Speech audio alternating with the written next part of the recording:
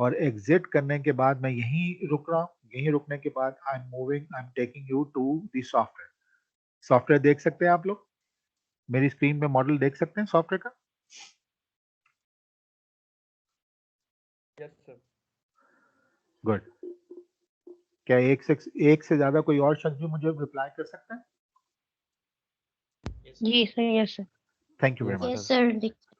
तो thank you. Sir So, एक confusion भी है। जी प्लीज बोलिए। नहीं बोलिए ना। अगर इसमें मीडिएशन और मॉडरेटर आएगा तो उसकी तरह प्लेसमेंट भी है, क्योंकि अच्छा, मीडिएटर और मॉडरेटर की प्लेसमेंट, उसमें कोई प्रॉब्लम है? उसमें उसमें उसमें इशू क्या है? मुझे बताइएगा, फिर मैं इसको पहले दो तरीकों से हम उसको सॉल्व करेंगे, फिक्र नहीं कीजिए, लेकिन आप जैसे बताइए। हमने एक मॉडल बनाया, जो हम बेस पेपर में मॉडल था, उसमें ऐड किया हमने 2 वेरिएबल एज अ मॉडरेटर। जी तो जी। उसकी प्लेसमेंट मुझे समझ नहीं आ रही, थोड़ा सा इसमें अच्छा, कंफ्यूजन है। मॉडरेटर याद रखिए, हमेशा जो मॉडरेटर है वो डिपेंडेंट वेरिएबल पे आएगा एरो उसका, हमेशा। ठीक है। अगर मैं कोई मॉडरेटर लगाना चाहूँ यहाँ पे, तो वो लॉयल में ऐड करूंगा, ठीक है, डिपेंडेंट में, ठीक। डिपेंडेंट में, बस ये बात याद रखिएगा। ठीक है, ये तो एक आसान तरीका हो गया, मैंने आपको ये एक बता दिया। अब यहाँ पे मॉडरेटर वाला इत्तेफाक से मेरे पास है कोई नहीं, वरना मैं देखता हूँ अगर मुझे शायद मॉडरेटर वाली कोई चीज नजर आ जाए। ठीक है, इत्तेफाक ठीक से है, मेरे पास थैंक। एग्जाम्पल नहीं है यहाँ पे, लेकिन आप हमेशा डिपेंडेंट वेरिएबल के साथ उसको अटैच करते हैं। सर लेकिन अगर उसी मॉडल में मीडिएशन भी है और मॉडरेटर, तो दोनों के लिए तो कोई फर्क नहीं पड़ता। असल में यही वो मैंने कहा ना कि बहुत सारी चीजों लोगों को अंदाजा नहीं है, लोगों से मुराद नॉट यू गाइस, ओके, पहले ये समझ लीजिए। वो लोगों का अंदाजा नहीं है कि वो कुछ बेसिक्स मिसिंग हो जाती हैं। जब वो बेसिक मिसिंग हो जाती हैं और उसके बाद जब वो पहुंचते हैं इस जगह पे काम करने के लिए, तो वो बेसिक चूंकि मिसिंग हुई है तो उनको बड़ी प्रॉब्लम होती है। और ये मुझे फिर जो है ना उसमें प्रॉब्लम इसलिए होती है कि उनको गाइड करने वाला कोई नहीं होता। तो इसलिए मीडिएशन और मॉडरेशन जो है वो दोनों बैक वक्त हो सकते हैं। ठीक है, और उनको फिर इनकॉर्पोरेट करना पड़ता है। अच्छा, मीडिएशन क्या है? मीडिएशन में दायरे दो, ये देखें, ये कस्टमर सेटिस्फेक्शन अगर आप देख रहे हैं इस वेरिएबल को, तो ये एक्चुअली मीडिएशन वाली सूरत में है। ठीक है, यस। और ये मीडिएशन, अब ये मीडिएशन अगर मैं, अब ये देखें, ये मीडिएशन अगर मैं कोई एक मॉडरेशन वाला वेरिएबल ले आता हूँ, तो वो दायरा मैं यहाँ अटैच करूंगा तो फिर ये वाला भी मौजूद रहेगा और ये वाला भी मौजूद रहेगा। सिर्फ फर्क इतना है कि जब मैं मॉडरेशन पढ़ूंगा तो मॉडरेशन की वैल्यूज को पढ़ के अपना काम चलाऊंगा, और जब मीडिएशन वाली बात आएगी मॉडल वही रहेगा, मैं सिर्फ ये वाली वैल्यूज को पढ़ के मैं अपना काम चलाऊंगा। Are you getting my point? Yes yes. तो आपको कोई परेशानी नहीं होगी, किसी किस्म की परेशानी नहीं होगी। ठीक है, वो आप हमेशा इसकी एरो जो है वो उसका डिपेंड। अच्छा क्यों, ये भी सुन लीजिए क्यों। मीडिएशन और मॉडरेशन, इनको मॉडल में हम बीच में बनाते हैं, लेकिन स्टैटिस्टिकली ये इंडिपेंडेंट वेरिएबल्स कहलाते हैं। ठीक है, ठीक है सर। स्टैटिस्टिकली ये क्या कहलाते हैं? इंडिपेंडेंट। इंडिपेंडेंट वेरिएबल कहलाते हैं। अगर मुझे आपका, चूंकि एक बीच में सवाल आ गया था, लेकिन कोई बात नहीं, मैं अगर मुझे आप एक सेकंड दे दें तो मैं कोशिश करता हूं कि मैं यहाँ से आपको ढूंढ के वो चीज दिखाऊं जहां पे ये चीज मौजूद है, और मुस्तनद चीज आप सब लोगों के लिए, क्योंकि सवाल बहुत अच्छा है, तो मैं वो सब लोगों के लिए मैं मुस्तनद चीज दिखाना चाहता हूँ। मुझे सिर्फ एक सेकंड दे दीजिए। मैं यहाँ पे for the time being what I will do, मैं अभी स्टॉप शेयरिंग करूंगा। Let me try to find it, give me a second, right? बस थैंक एक यू, सेकंड थैंक यू। जी, यू वेलकम। मेरी स्क्रीन देख सकते हैं आप लोग? Yes sir.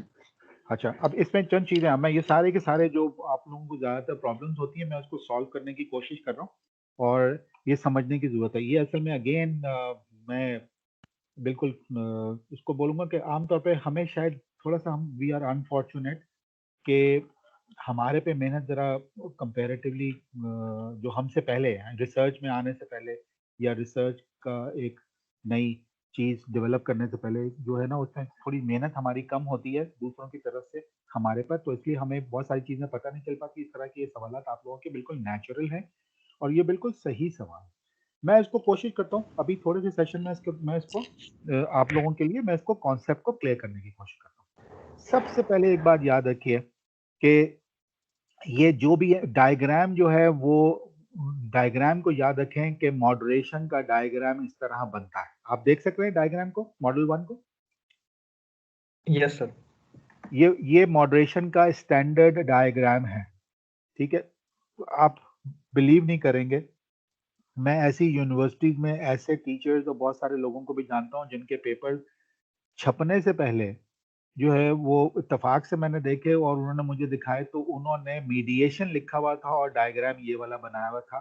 फिलहाल वो यहाँ पे पाकिस्तान की कोई यूनिवर्सिटी है, एक या दो हैं, लेकिन फिलहाल नाम नहीं लेना जरूरी नहीं है। लेकिन तो ऐसा है, तो ये समझ लीजिए, ये आमतौर पे यही कॉन्सेप्ट जो है वो क्लियर नहीं है कि ये अगर कोई एक्स और वाई वेरिएबल है वो जा रहा है तो वो मिडिल में ऑल्टर। अब इसका मॉडरेशन का मतलब क्या होता है? मॉडरेशन का मतलब है इट ऑल्टर्स द रिलेशनशिप, ठीक है, वो मॉडिफाई करता है। तो that's why it's a moderator. ये मॉडरेशन का डायग्राम है, ठीक है। मॉडल 1 जो है ये मॉडरेशन का कॉन्सेप्ट है। अच्छा, अभी फिलहाल मैं एक और चीज एक्सप्लेन अभी नहीं कर रहा हूँ, लेकिन मैं इसी के मुकाबले में मीडिएशन का डायग्राम क्या होता है वो मैं दिखा रहा हूँ। मीडिएशन का मतलब है, मैं उसको बीच की बिल्ली कहता हूँ, और मीडिएशन का डायग्राम मैं आप लोगों को जल्दी दिखा देता हूँ। और वो डायग्राम जो है वो डायग्राम यहाँ से फिलहाल सॉरी मॉडल 6 में शायद ये दिस इज मॉडल 4।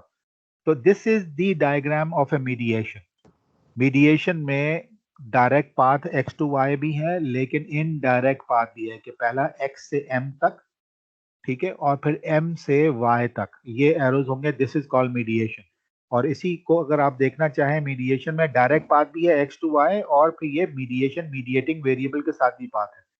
और यहाँ पे अगर आप गौर से देखें तो क्वालिटी का डायरेक्ट पाथ भी जो है वो लॉयल्टी की तरफ है, और क्वालिटी का इनडायरेक्ट पाथ जो पहले कस्टमर सेटिस्फैक्शन और फिर लॉयल्टी की तरफ जा रहा है, तो customer satisfaction is a mediator over here, ठीक है। तो मैं चाहूं तो उसको मीडिएटर के तौर पे मैं यहाँ अपना हाइपोथेसिस बना सकता हूँ। वो फिलहाल है या नहीं है वो एक और बात है, लेकिन हाइपोथेसिस बन सकता है। इसी तरह से एक हाइपोथेसिस इस वाले वेरिएबल के साथ भी बन सकता है कि expectations of a customer, what do they expect from that outlet. Coffee की शॉप है ये, ग्लोरिया जीन्स के ऊपर वट जो भी काम है, तो एक्सपेक्ट करते हैं, और कस्टमर सेटिस्फैक्शन, और फिर उसके बाद लॉयल्टी क्रिएट होती है। ये भी मीडिएटर है। तो अगेन अगर आप गौर से सिर्फ ऊपर वाले हिस्से पे हाथ रख लें, यानी ये वाले वेरिएबल पे यहाँ से हाथ रख लें, तो आपको बिल्कुल वो ट्रायंगल जैसा ही शेप नजर आएगा, बल्कि एक इन्वर्टेड ट्रायंगल नजर आ रहा है और एक ट्रायंगल नजर आ रहा है। वॉन्ग के पेपर में भी आपको नजर आएगा। तो ये सारी चीजें जो हैं ये दिस इज कॉल्ड मीडिएशन। तो मीडिएशन का जो डायग्राम है वो ये है। ये जो मैं डॉक्यूमेंट देख रहा हूँ, ये डॉक्यूमेंट क्या है? एंड्रयू एफ हेज और प्रीचर 2009 में उन्होंने मीडिएशन और मॉडरेशन का मैक्रो यानी एल्गोरिदम, उन्होंने वो एल्गोरिदम तो नहीं, मैक्रो उन्होंने किया एक कैलकुलेशंस के लिए आसानी से सॉफ्टवेयर में इसको यूज करने के लिए उन्होंने वो इस्तेमाल मतलब डिफाइन किया, प्रोग्राम किया, और उसको एसपीएसएस के लिए अवेलेबल किया। तो एसपीएसएस के अंदर अगर स्पेक्युलेशन मॉडलिंग में मीडिएशन या मॉडरेशन नहीं करनी है, तो फिर एंड्रयू एफ हेज प्रीचर और प्रीचर का जो है वो रिसर्च पेपर भी है। उनकी वेबसाइट है process.org, ये process.com। और Andrew F hedge and preacher को आप कर सकते हैं, यहाँ पे लिखा हुआ है एंड्रयू एफ हेज, ठीक है। और गिलफोर्ड प्रेस की उनकी किताब भी अब 2 एडिशन आ चुके हैं। इट्स अ वंडरफुल बुक, लेकिन पॉल ई होजे की किताब से ज्यादा अच्छी नहीं, क्योंकि पॉल ई होजे की किताब बहुत सिंपल है, और जाहिर है ये बड़ा कॉम्प्लेक्स, एंड्रयू एफ हेज जो है वो कॉम्प्लेक्स तरीके से बड़ा अच्छा एक्सप्लेन करते हैं, but on a higher level. Okay, अब मैं जो बात बता रहा था कि एक होता है कॉन्सेप्चुअल मॉडल और एक होता है स्टैटिस्टिकल मॉडल, ठीक है। ये आमतौर पे, और ये देखें अगर मॉडरेशन है तो यहाँ पे अभी देखेंगे, यहाँ पे ये बीच में ऐसा लग रहा है इसका कोई ताल्लुक नहीं, और मीडिएशन में भी दिखाऊंगा। लेकिन जब इसको स्टैटिस्टिकली एनालाइज करते हैं तो वो एक्चुअली ऐसे होता है। जरा गौर से देखें, ये देख रहे हैं नीचे वाला डायग्राम, नीचे वाला डायग्राम मॉडरेशन का नजर आ रहा है आपको, आप लोगों को? यस सर, हाँ। ठीक है, और ये देखें ये इंडिपेंडेंट वेरिएबल की जगह पे आया हुआ है एम। एक्स तो था ना, क्योंकि यहाँ पे देखें एक एक्स वेरिएबल था, वाई के साथ था, और ये एम जो है वो हालांकि बीच में लगता ये है कि ये तो ये वाला कॉन्सेप्चुअल मॉडल कहलाता है और नीचे वाला स्टैटिस्टिकल मॉडल कहलाता है।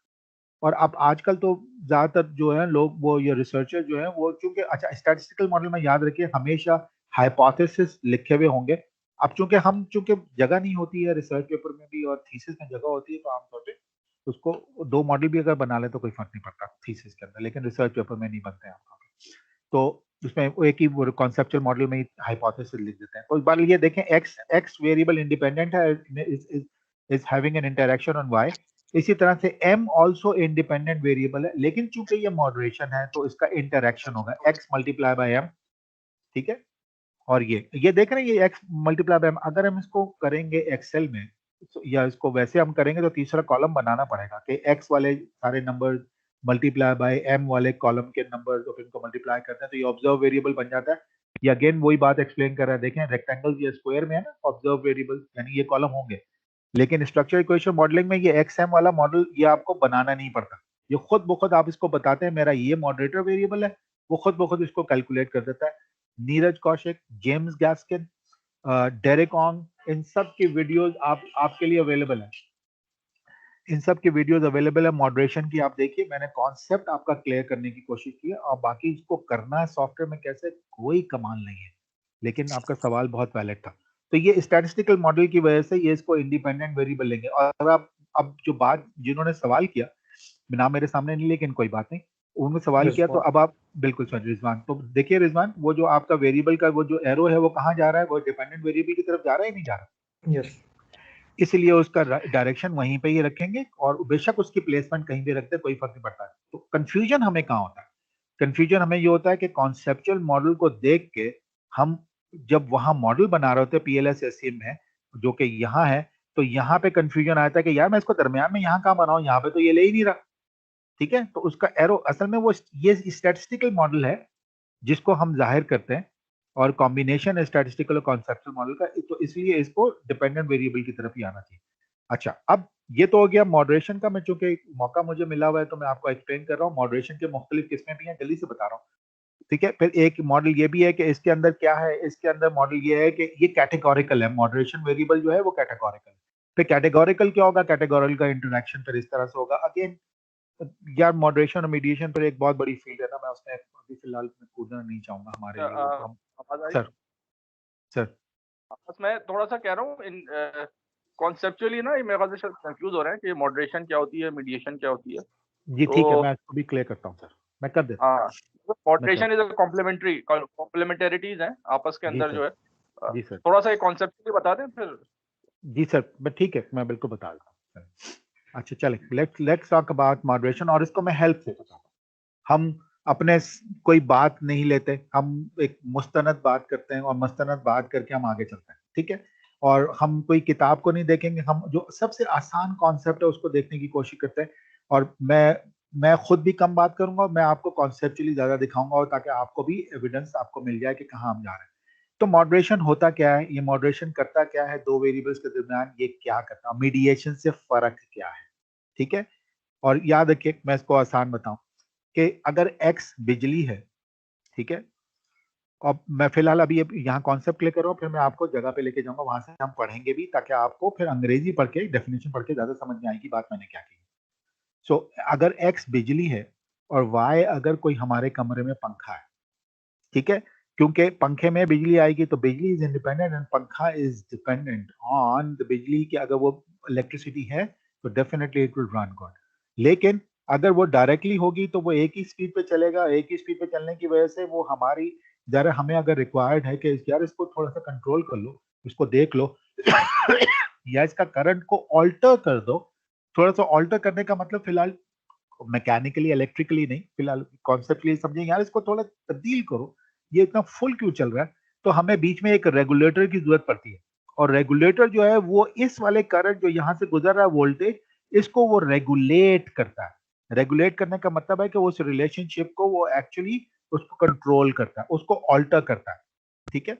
और वो फिर हम उसको तेज या कम करते हैं। तो आमतौर पर हमारे कमरे में जो डिमर्स जितने भी हैं, जो फैन डिमर्स हैं, ठीक है, वो फैन डिमर जो है वो उसको कंट्रोल करते हैं और फिर इसकी स्पीड कंट्रोल करता है। वो जो फैन डिमर है that is typically a moderator. वो किसको मॉडरेट करता है, वो जो वोल्टेज को मॉडरेट करता है, ठीक है। और करंट को भी, सॉरी, वो करंट को वोल्टेज को मॉडरेट करता है। फिलहाल मैं उस टेक्निकल में नहीं जाना चाह रहा हूँ, वो भी अलग है, तो मॉडरेट करता है। इसी तरह से जो किसी और कॉन्सेप्ट में अगर वही डिमर हम किसी बल्ब में भी लगा दें तो बल्ब में हमें वो फिजिकली, या पंखे की स्लो भी स्पीड होती है, बल्ब में हमें वो आंखों से भी हम देख सकते हैं।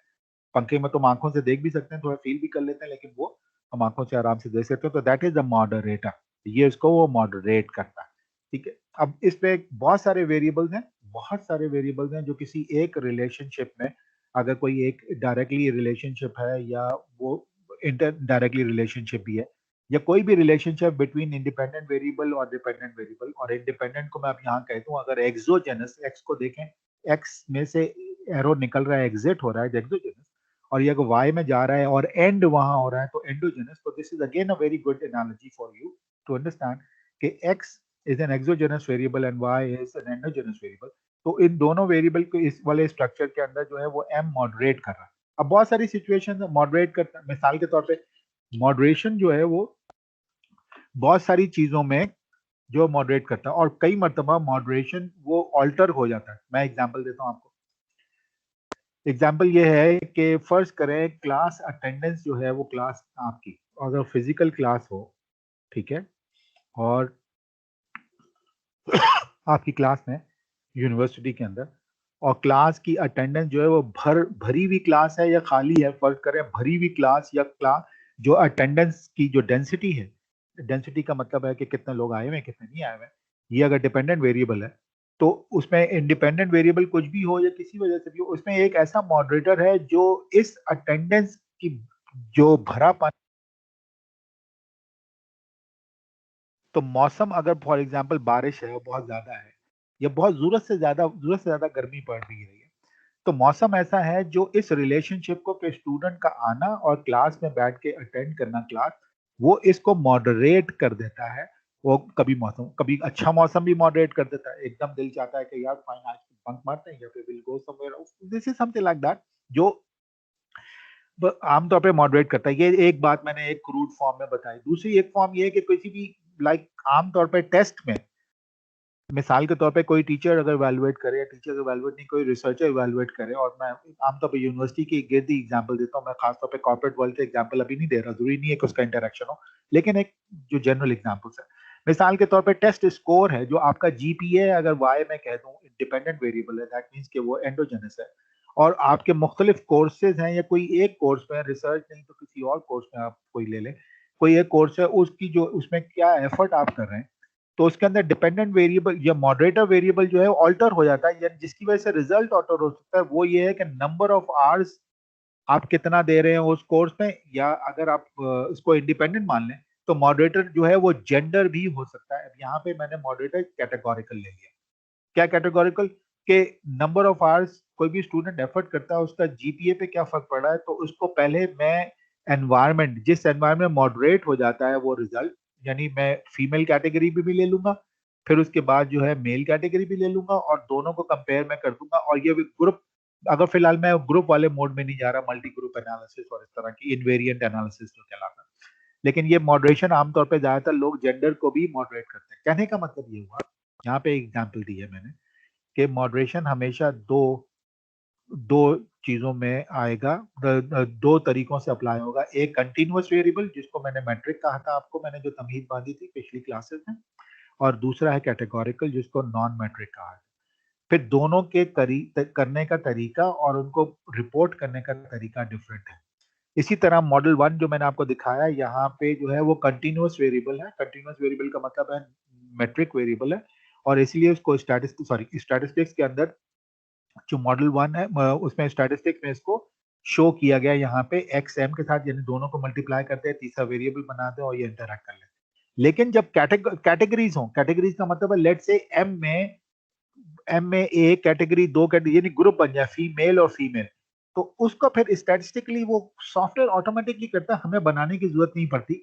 और वो क्या करता है, वो ये करता है कि लेट से जो है ये पहली कैटेगरी लेट से, और फिर ये आखिरी कैटेगरी, फॉर एग्जांपल मॉडरेटर की ये दो कैटेगरीज हैं, तो दोनों कैटेगरीज को अलग अलग वो लेगा, हालांकि वेरिएबल एक है, लेकिन वो स्टैटिस्टिकली, इंडिविजुअली, मैथमेटिकली, इंटरनली वो उसको इंडिविजुअली ट्रीट करके कैलकुलेट करता है, कोई भी सॉफ्टवेयर हो। और फिर इसी का इंटरेक्शन के x को पहले d1 से मल्टीप्लाई किया, ये एक अलग वेरिएबल बन गया, फिर x को फिर d2 से मल्टीप्लाई किया, डिफरेंट कैटेगरी दूसरी कैटेगरी से उससे मल्टीप्लाई किया, फिर इसको तीसरी कैटेगरी से मल्टीप्लाई किया, ये सॉफ्टवेयर ऑटोमेटिकली करता है। ये कॉन्सेप्चुअली मैं क्लियर कर रहा हूँ आपको। ये देखें है ये डैश लाइन के साथ एक्सएम के अंदर ही, लेकिन इसके अंदर इंटरनल वर्किंग इस तरह से होती है। ये बिल्कुल यही सिचुएशन है जो मैं आपको यहाँ दिखा रहा हूँ कि एक्सएम है, लेकिन चूंकि ये कैटेगरीज है तो ये दिखाते हैं। अच्छा, ये तो मैंने सिर्फ आपको कॉन्सेप्टली एक्सप्लेन किया।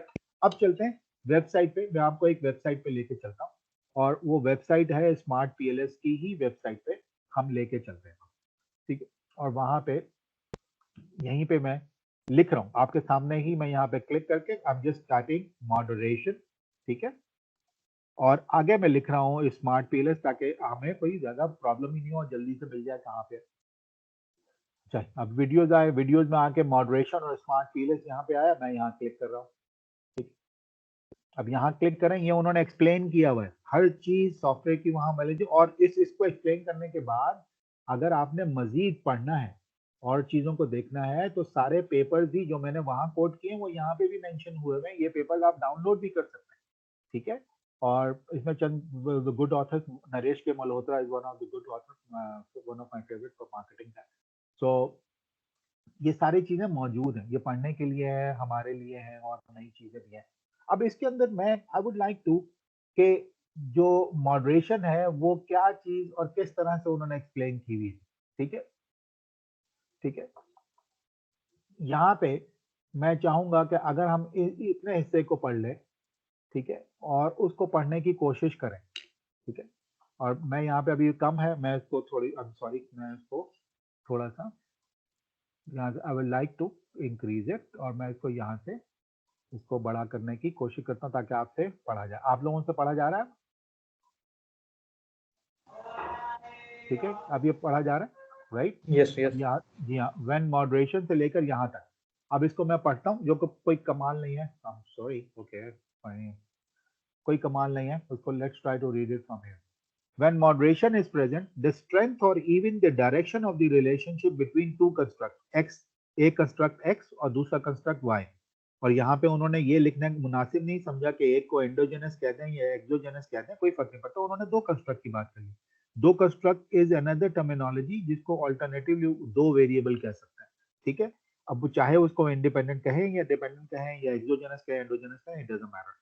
So when moderation is present, the strength or even the direction of the relationship between two constructs depends on a third variable, जो कि m है, ठीक है। m means moderator है। In other words, the nature of the relationship differs depending on the values of the third variable।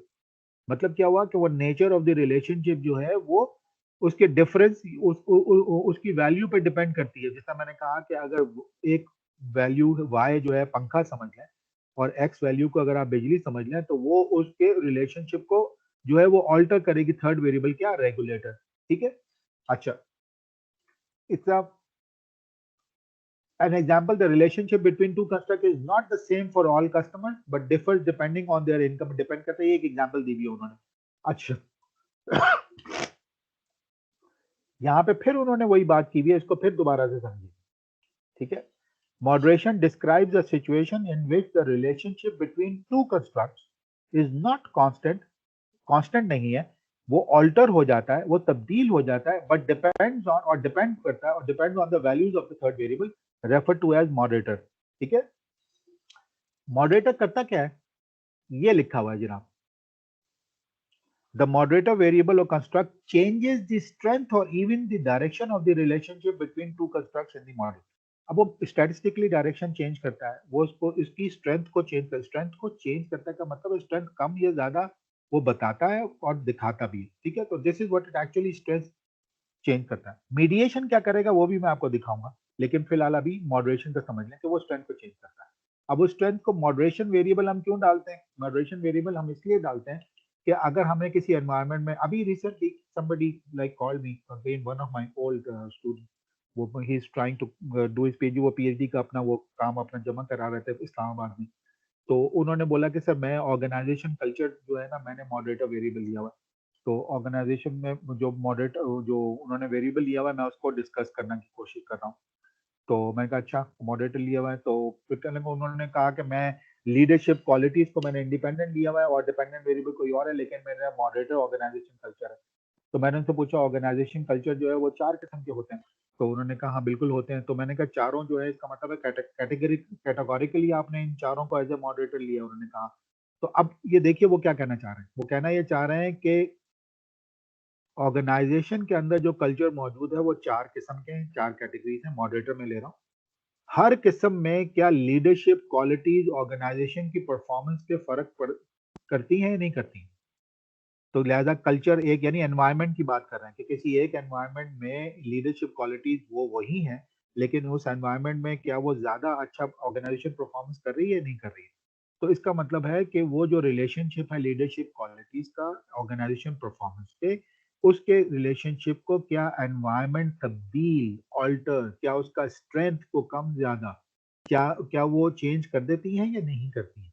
ठीक है, तो this is actually the typical moderation का जो कॉन्सेप्ट है। ये मैंने आपको एक और एग्जांपल ह्यूमन रिसोर्स मैनेजमेंट के कॉन्सेप्ट से जो मैंने आपको बताया। Okay, will move on to our own discussion.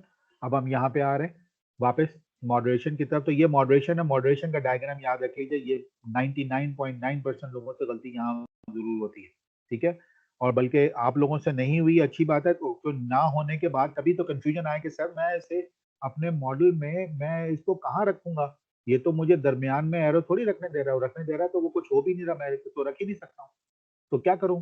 तो वो एक्चुअली इसको डिपेंडेंट वेरिएबल पे होना चाहिए, और वो डिपेंडेंट वेरिएबल पे इसका एरो होना चाहिए। उसकी वजह ये कि वो स्टैटिस्टिकली इसको मांगता है, और स्टैटिस्टिकली मॉडल का कॉन्सेप्ट क्लियर करने के लिए फिर मैं एंड्रयू एफ हेज की मैं इस उनके किताब के अपेंडिक्स में जो है मैं उसको दिखा रहा हूँ, मैंने अलग कर लिया था।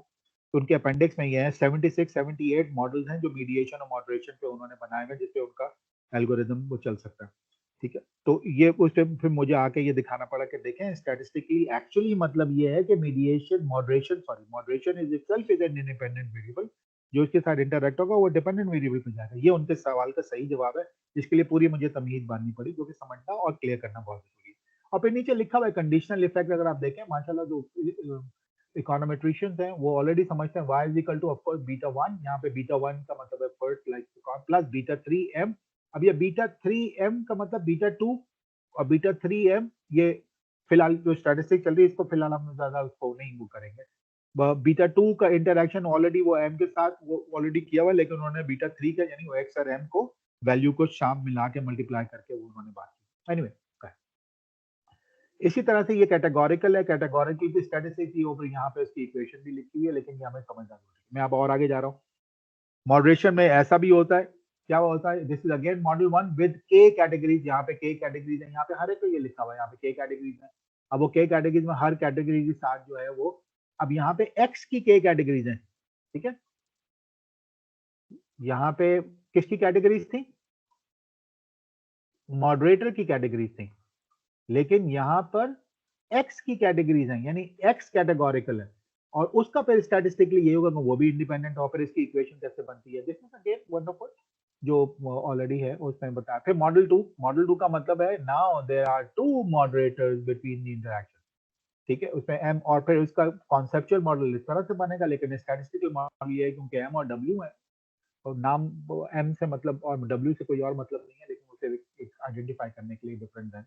तो इसमें डेफिनेटली यहाँ आ जाएगा एम भी है, एक्स भी है, और फिर एम भी है और डब्ल्यू भी है, लेकिन फिर एक्स और एम के साथ अलहदा भी है, और फिर एक्स और डब्ल्यू के साथ भी ये इंडिपेंडेंट वेरिएबल के तौर पे काम करता है, और इसके लिए फिर ये आमतौर पर इक्वेशन में इसी तरह इक्वेशन में वो आते हैं। फिर इसी तरह मॉडल 3 है। अब मॉडल 3 में एक मॉडरेटर है, अब ये भी देखिए एक मॉडरेटर है, और वो मॉडरेटर के ऊपर भी एक और मॉडरेटर है। डब्ल्यू कई सिचुएशन में ऐसा होता है, प्रैक्टिकली फिलहाल अभी हम उसमें नहीं जाएंगे, लेकिन ये कि कुछ सिचुएशन में फिजिकली ऐसे बहुत सारी चीजों पर था कि कोई एक मॉडरेटर है, उसको मजीद कोई और चीज मॉडरेट जो है वो कर रही है। ओके, फिर उसका इंटरेक्शन इस तरह से होता है। ये कोई जरूरी नहीं, इस मतलब डोंट गो फिर द डायग्राम, अगर नेट पे भी ढूंढना चाहें तो यू कैन टाइप के हेज टेम्पलेट्स, बाद लोगों ने इसको अलग वहाँ पे पीडीएफ रखा हुआ है, तो वो भी डाउनलोड कर सकते हैं, नॉट अ बिग डील। तो फिर ये मीडिएशन है। मीडिएशन क्या करता है? मीडिएशन हमेशा बीच की बिल्ली मैं इसको कहता हूँ, और बीच की बिल्ली में वो क्या करता है, इसमें अंग्रेजी में अभी जानबूझ के नहीं बोल रहा हूँ, हम चलते हैं वहां पे, फिर दोबारा से मैं आपको दिखाता हूँ वेबसाइट, और वेबसाइट में हम फिर दोबारा इसको देखने की कोशिश करते हैं कि इस मरतबा स्मार्ट पीएलएस के ऑथर जो है वो अपनी वेबसाइट पे मीडिएशन के बारे में क्या कहते हैं। तो मैं यहाँ पे टाइप करता हूँ मीडिएशन, और यहाँ पे स्मार्ट पीएलएस, फिर इसके बाद हम और बातें सीखने की कोशिश करें।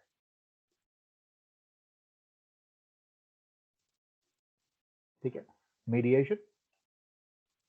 मीडिएशन मैंने क्लिक किया, मैं उसी वेबसाइट पे आ गया, और इसमें भी डबल मीडिएशन और सिंगल मीडिएशन का बड़ा अच्छा जिक्र किया हुआ है उन्होंने, और उसको भी पढ़ना जरूरी है। अब मसला यही है कि वो unfortunately or fortunately I met you at the wrong late in your thesis and everything. It's a faster where तो वो वरना बहुत सारे शुरू से अगर आपको मैं गाइड कर रहा हूँ तो बहुत अच्छा माशाल्लाह आप लोग अभी काम कर रहे थे।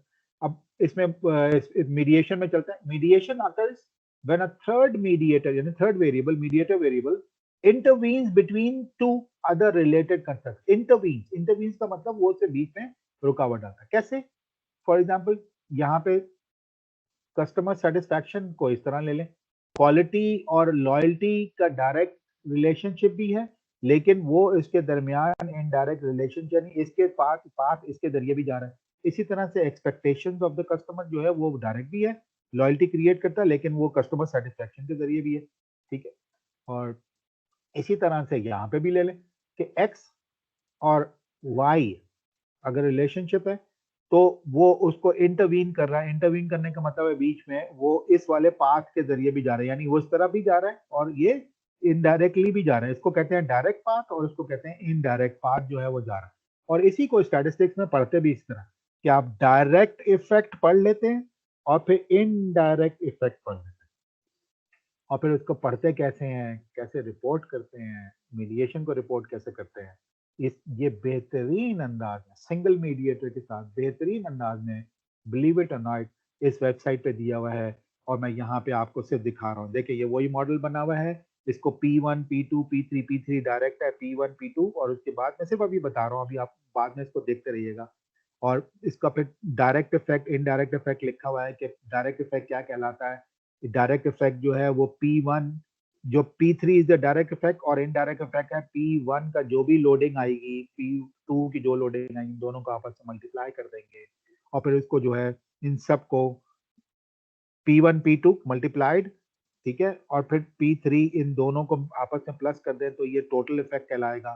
तो आमतौर पर स्टैटिस्टिक्स में टोटल इफेक्ट की वैल्यू, इनडायरेक्ट इफेक्ट और डायरेक्ट इफेक्ट की वैल्यू होती है, आपने पढ़ना होता है और लिखना होता है। और फिर इसको पढ़ने और लिखने के बाद यहाँ पे लिखा हुआ है कि मीडिएटर मॉडल को कैसे एनालाइज। मैं वापस जाऊंगा मीडिएटर पे डेफिनेशन पढ़ने के लिए, लेकिन अभी आपको बता रहा हूँ कि मीडिएटर मॉडल को कैसे पढ़ते हैं।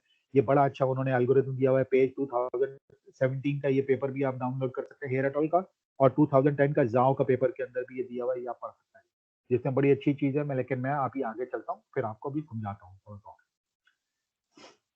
कि मीडिएशन क्या है। Mediation occurs when the third mediator variable intervenes between the two other constructs, ठीक है, more precisely a change in the exogenous construct। किसमें?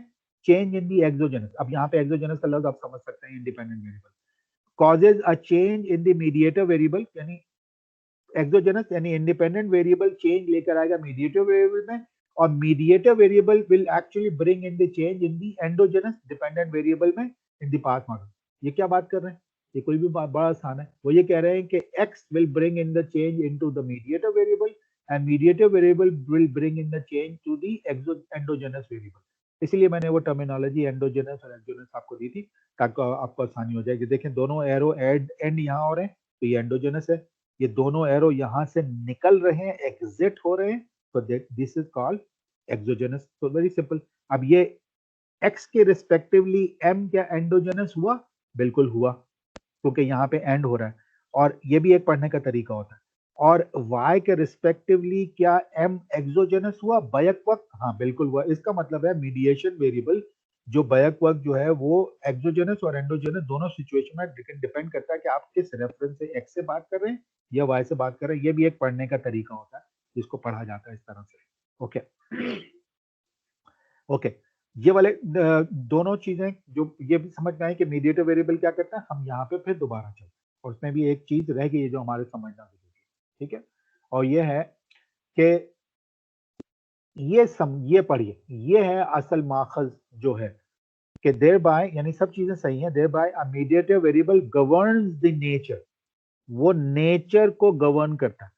किस नेचर को? जो रिलेशनशिप है, the underlying mechanism of process जो चल रहा है of the relationship between two construct. दूसरे लफ्जों में एक्स और वाई के दरमियान जो भी रिलेशनशिप चल रही है इसको वो गवर्न करता है, ठीक है। ख्याल रखिएगा मॉडरेटर वेरिएबल स्ट्रेंथ को तब्दील करता है, ठीक है, वो गवर्न नहीं करता, वो नेचर को, इसके रिलेशनशिप की नेचर को तब्दील नहीं करता, वो स्ट्रेंथ को कम या ज्यादा करता है मॉडरेटर। मीडिएटर क्या करता है? मीडिएटर जो है वो इन दोनों वेरिएबल्स की जो नेचर है, जो जो जो जो रिलेशनशिप का नेचर है, उस नेचर को गवर्न करता है। गवर्न करता है मतलब वो कंट्रोल करता है। वो कंट्रोल में वहां पे वो जाके तब्दीली लेकर आता है, लेकिन एक्स कितनी तब्दीली इसमें चाहता है उसके हिसाब से यहाँ वाई में तब्दीली होती है, तो उसको वो कंट्रोल करता है। बीच की बिल्ली है, बीच की बिल्ली का मतलब है वो रोक के रखता है, इंटरवीन करता है। और this is what the meaning of like govern का यहाँ पे जो दिया है। ओके, फिर वापस it actually govern the nature. ये चीजें इंपॉर्टेंट है जो समझनी, ताकि ये आमतौर पे ये क्लियर नहीं होता कि वहां पे वो it actually alters the strength of the relationship. Moderation में ये होता है, और मीडिएशन में it governs the nature of the relationship between the two construct. और फिर उसके अंदर जो वैल्यू P1 P2 की आती है, और अगर सिंपल में P1 P2, ये P1 जो है ये अगेन x और y m समझ लें, और फिर m और y समझ लें। यहाँ पे y1 और y2 बताया, कोई बात नहीं। और इसको पढ़ने का तरीका बड़ा अच्छा होता है, इनडायरेक्ट और डायरेक्ट। और यहाँ पे देख लें, मैं आपको बड़ी जल्दी आसानी से समझाता हूँ।